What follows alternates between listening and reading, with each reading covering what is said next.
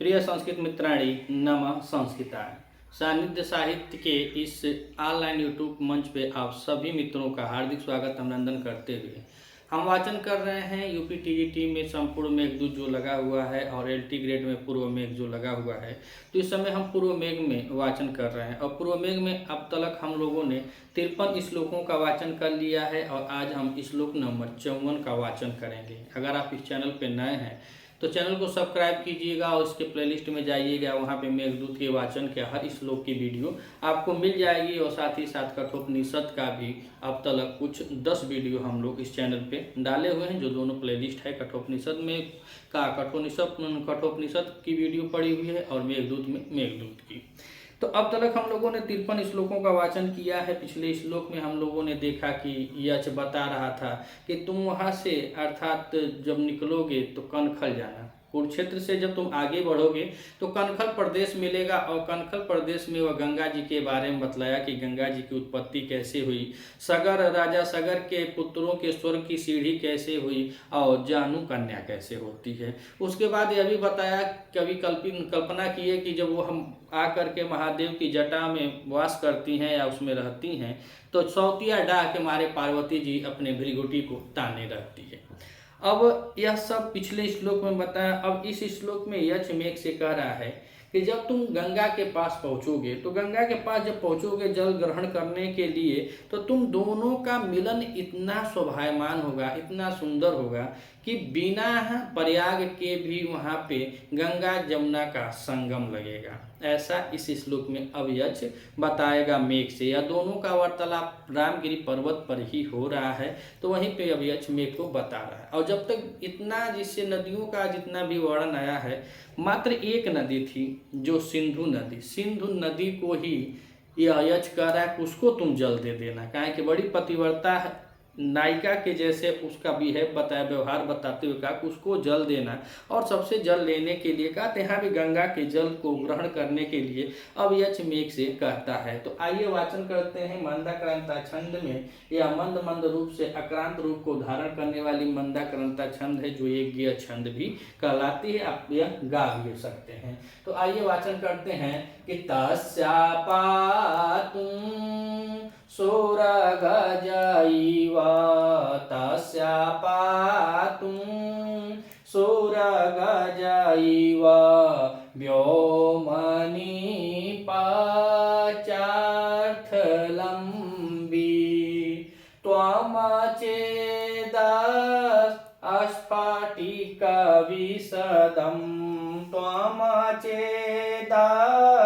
अस्फटिकविशदं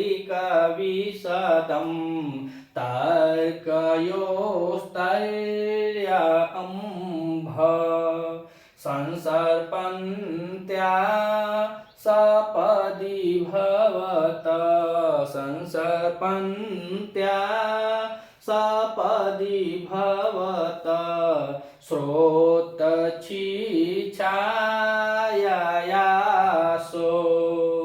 स्यादंस्थानोपगत यमुना स्यादस्थानो गत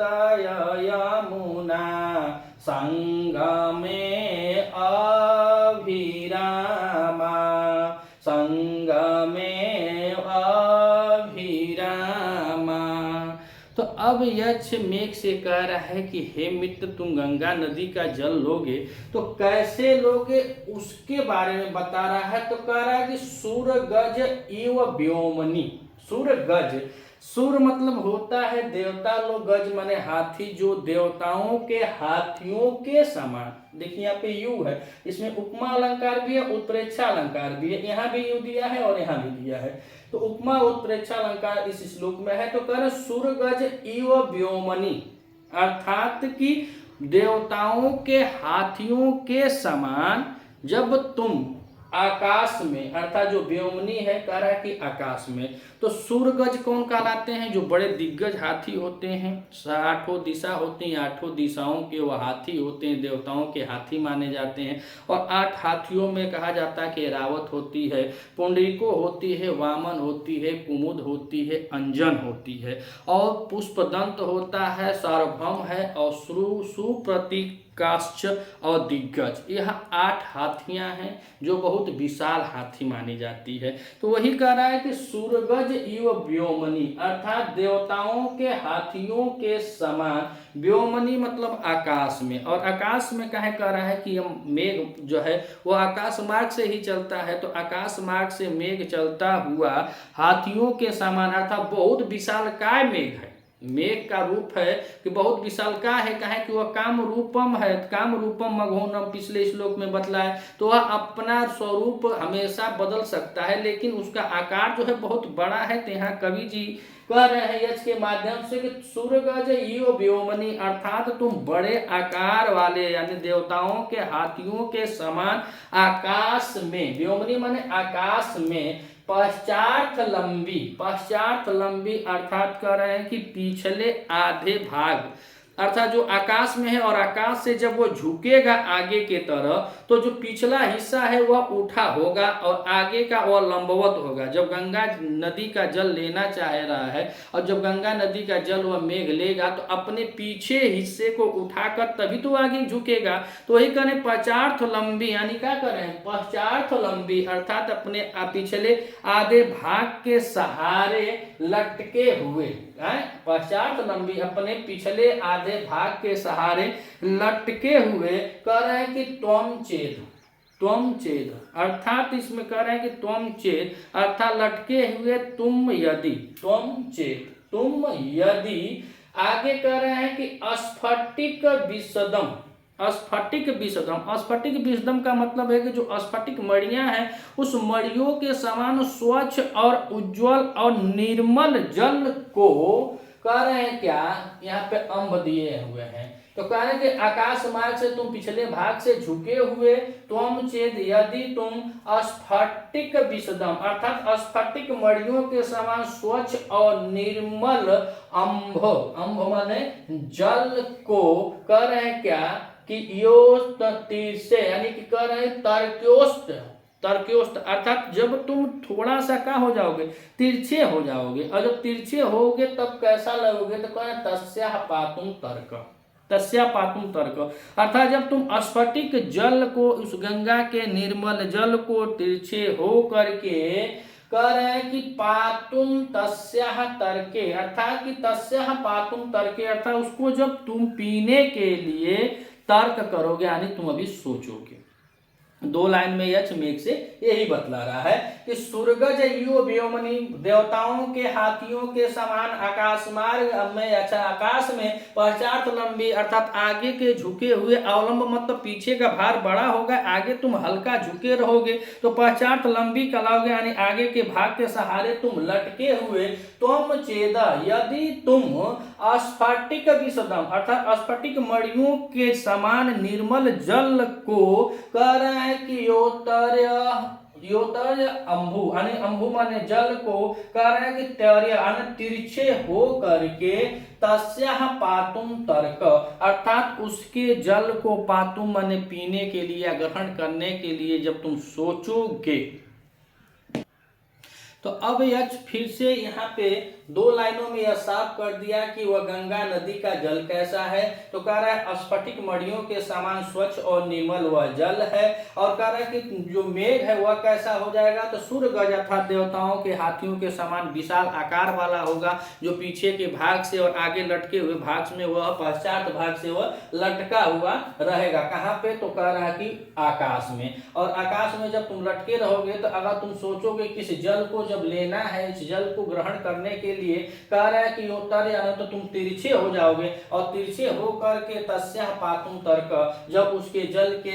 जल को पीने के लिए जब तुम अभी सोचोगे, और जब सोचोगे तो आगे कह रहा है कि असो मतलब उस गंगा का, अर्थात असो किसके लिए है, तो कह रहे हैं उस गंगा नदी का जो जल है, तो कह रहे हैं कि असो सपदि संसर्पन्त्या भवतः स्रोतसी छाया,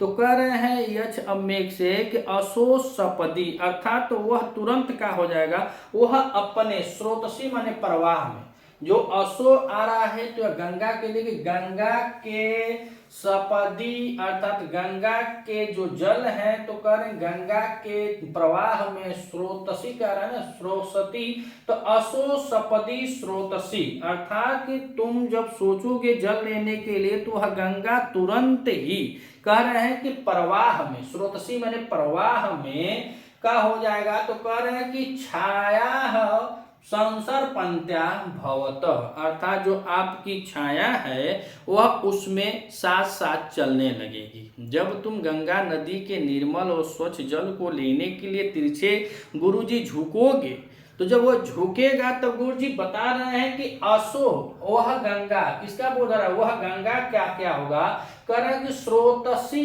छाया, जो उसकी जो सपदी है, सपदी मतलब तुरंत होता है कि जो गंगा का जल है, सपदी माने तुरंत ही उसके प्रवाह में, स्रोतसी माने उसके, यानी कि गंगा के जल के प्रवाह में कह रहे का कि संसर्पन्त्या अर्थात संसर्पन्त्या मतलब सरकना होता है, संसर्पन्त्या मतलब सरकना होता है, लेकिन यहाँ पे कह रहा है कि वो साथ साथ चलेंगी। कौन सी साथ साथ चलेंगी, तो कहते हैं भवतः, भवतों में किसका बोध हो रहा है, मेघ का, कि हे मेघ तुम्हारी क्या चलेगी, छाया परछाई, छाया मतलब परछाई, जो तुम्हारी परछाई है वह गंगा नदी के जल के प्रवाह में संसर्पन्त्या अर्थात वह भी साथ साथ चलेगी, अर्थात सरकती रहेगी, जैसे जल चलता रहेगा वैसे ही तुम्हारी परछाई भी चलती रहेगी। तो कह रहे हैं कि असो सपदी अर्थात तो उस गंगा नदी का तुरंत ही प्रवाह में संसर्पन्त्या लगातार भवतः छाया, आपकी जो छाया है वह उसके साथ साथ चलती हुई दिखाई देगी, अर्थात आपकी परछाई उसके जल में दिखाई देगी। और जब उसके जल में आपकी परछाई पड़ेगी तो होगा क्या, तो कह रहे हैं आगे कि स्यादोस्थानो पगत यमुना संगमे वाभिराम अर्थात कह रहे हैं कि छाया जब वो आपकी हो जाएगी तो कह रहे हैं कि स्थानोपगत यमुना संगमे अर्थात उस स्थान पर, कहाँ, जहाँ प्रयाग नहीं है, प्रयाग में गंगा जमुना का संगम माना जाता है, लेकिन कह रहे हैं कि उस प्रयाग से भिन्न वहाँ पे प्रयागराज नहीं होगा, वह कनखल का ही प्रदेश है, तो उस कनखल में बता रहे हैं कि प्रयागराज से भिन्न यहाँ पे यमुना क्या हो जाएगा, गंगा यमुना, तो कह रहे गंगा ये है और यमुना संगम अर्थात जो गंगा यमुना का संगम होता है उस संगम युग के समान अभिरामा, अभिरामा मतलब होता है आनंद या सुंदर, यानी कि वहां पे जब तुम्हारी परछाई उसमें पड़ेगी तो बिना प्रयागराज के ही वहां पर क्या हो जाएगा, गंगा जमुना का सुंदर झलक दिखेगी, यानी कि वहां पे सुंदरता को प्राप्त, यानी संगम को प्राप्त करती हुई कह रहे हैं क्या, स्याद अभिरामा अर्थात तो प्राप्त हो जाएगी किसको, इव अभिरामा स्याद अर्थात सुंदरता के समान। कैसी सुंदरता, तो कह रहे हैं कि जो गंगा जमुना का जो संगम है, जो प्रयागराज में संगम स्थान जो प्रयागराज है, उस स्थान के जैसे कनखल में जब तुम्हारी परछाई गंगा के साथ पड़ेगी तो इतना सुंदर होगा जैसे प्रयागराज में गंगा जमुना का संगम सुंदर होता है। तो आइए एक बार और देखते हैं इस श्लोक को और समझते हैं। तो कह रहे हैं क्या कि तस्या पातुं सुरगजैव व्योमानि पाश्चात्लम्बी त्वमचेद स्फटिकविशदं तार्कयोस्तर्य अम्भ। तो कह रहे हैं सूरगज इव व्योमनि, सूरगज अर्थात जो हाथी होते हैं देवों के हाथियों के समान, और सूरगज में देखा जाए तो यहाँ पे षष्ठी तत्पुरुष है। कौन सा समास है, षष्ठी तत्पुरुष समास हो जाएगा कि सूरगज यानी देवताओं के हाथियों के समान, व्योमनि अर्थात आकाश में, व्योमनि का अर्थ क्या होता है, आकाश हो जाएगा, क्या हो जाएगा, आकाश। तो कह रहे हैं कि आकाश में पश्चात लंबी, जो तुम्हारे पीछे का भाग तो उठा ही रहेगा, आगे तुम गुरु झुके रहोगे, और जब तुम आगे झुके रहोगे तो वहां पर देखा जाए तो पश्चात लंबते अर्थात यहाँ पे उपद समास हो जाएगा। कौन सा समास हो जाएगा, उपपद समास है, उपपद समास है। पश्चात लंबी अर्थात आगे के सहारे, जो पीछे का जो सहारा तुम्हारा है वो ऊपर रहेगा और तुम आगे झुके रहोगे अर्थात तुम आकाश में लटके रहोगे। तो कह रहा है कि त्वम चेद अर्थात बता रहा है कि तुम यदि तस्या, तस्या मतलब उस गंगा के बारे में कह रहे हैं कि तुम यदि तस्याह अर्थात गंगा नदी अर्थात उस मतलब तस्या नदी के अम्भु माने जल को, अम्भु मतलब जल को कह रहे हैं कि त्रोत्य आते तो जब तिरछे हो जाओगे, जब तुम तिरछे हो करके उसके जल को धारण करोगे तो कह रहे हैं तर्कय, तर्कय मतलब तिरछे हो करके कह रहे हैं कि तर्कय मतलब अभी सोचने के लिए कह रहा है, तो तिरछे हो करके तस्या अम्भ, तस्या उस गंगा नदी के जल को त्रय मन तिरछे हो करके पातुम तर्क, पातुम में देखें तो पा धातु है और पा धातु के साथ तुमुन प्रत्यय किया गया है तो शब्द बना है पातुम। जब तुम पीने के लिए उसके जल को लेने के लिए सोचोगे, क्या करोगे, सोचोगे, तो सोचोगे तो कह रहा है कि तर्क है यानी तर्क करोगे। और यहाँ पे तर्क दिया है तो यहाँ पे कौन सा तर्क, तर्क में अगर देखा जाए तो तर्क धातु ही है और विधिलिंग में यह, विधिलिंग में यह मध्यम पुरुष एक वचन की क्रिया लगी हुई है तर्क है, यानी कि तुम तर्क सोचोगे। तो दो लाइन में हम समझ रहे हैं कि अब आपको स्पष्ट हो गया होगा कि यक्ष मेघ को कह रहा है कि सूरगज अर्थात देवताओं के हाथियों के समान, व्योनि माने आकाश में अपने पीछे आधार के कारण, जो तुम्हारा जो पीछे का आधा भाग है उसके कारण आगे तुम लंबवत कह रहे हैं कि झुके रहोगे। और उसके बाद कह रहे हैं कि त्वः चेद, अगर तुम वहां के जल अर्थात उस गंगा नदी का जो जल है तो कह रहे हैं कि झुके रहोगे। और तुम यदि तस्या माने उस गंगा नदी के अम्भु माने जल को लेने के लिए कह रहे योत्तर माने तिरछे हो करके पातुम माने पीने का, तर्क माने अभी सोचोगे, यानी जब तुम सोचोगे कि तर्क करोगे कि मैं उसके जल को कैसे ग्रहण करूं तो वह जल कैसा है तो उसके बारे में बता रहे हैं कि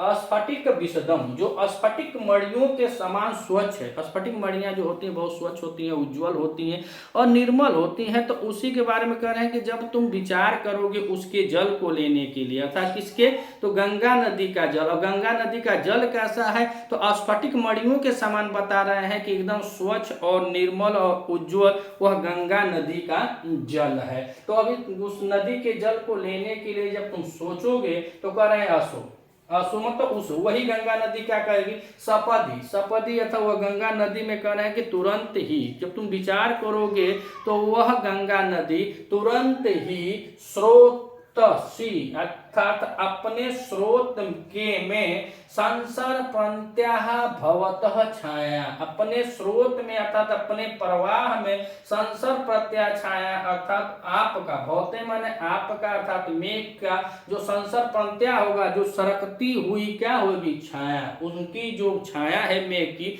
उस नदी में सरकती हुई दिखेगी। और सरकती हुई दिखेगी संसर प्रत्याह में देखें तो यहाँ पे सम उपसर्ग है और सम उपसर्ग पूर्वक इसमें देखा जाए तो यहाँ पे धात की बात करें, धातु जो है वह श्रिप है और श्रिप के साथ इसमें सत्री और दीप प्रत्यय लगा हुआ है। हमारा 8 प्रत्यय होता है स्त्रीलिंग बनाने के लिए, तो इसीलिए यहाँ पे दीप प्रत्यय का प्रयोग किया गया है। और दीप प्रत्यय का प्रयोग करने के बाद यह अगर देखा जाए तो यह तृतीया एक वचन की क्रिया है ना, तृतीया एक वचन में लगा है कि सरकने, यानी जिसमें वह पहचान जो बता रहे हैं तो कह रहे हैं कि असो उस गंगा नदी में, सपदी माने तुरंत ही, स्रोत माने उसके प्रवाह में, संसर पंत्या अर्थात इसके प्रवाह के साथ साथ चलती हुई, भवतः माने आपकी, छाया माने जो परछाई है, जो आपकी परछाई है वह कैसी लगेगी उसको अब नीचे बता रहे हैं। कह रहे हैं क्या कि स्यादो स्थानो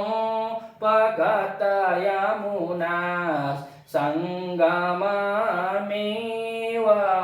विरामः कर रहे हैं। तो यहाँ पे जो आया है स्यात, यह है स्यात, अगर इसमें से अ निकलेगा तो यहाँ पे हलंत हो जाएगा, तो हलंत हो जाएगा। तो कह रहे अस्थानोपगतय, अर्थात बिना स्थान के ही। कहें कि यहाँ का वर्ण कहाँ चल रहा है हमारा, ये कनखल में चल रहा है। और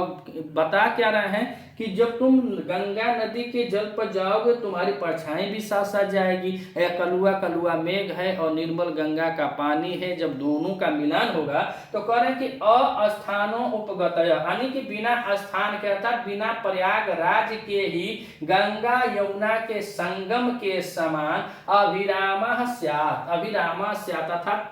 तुम लोग कैसे लगोगे, बहुत ही सुंदर लगोगे। और यहाँ पे देखा जाए स्यात् में, तो स्यात् में अस धातु है। कौन सी धातु है, अस धातु है। और अस धातु में यह भी विधिलिंग में,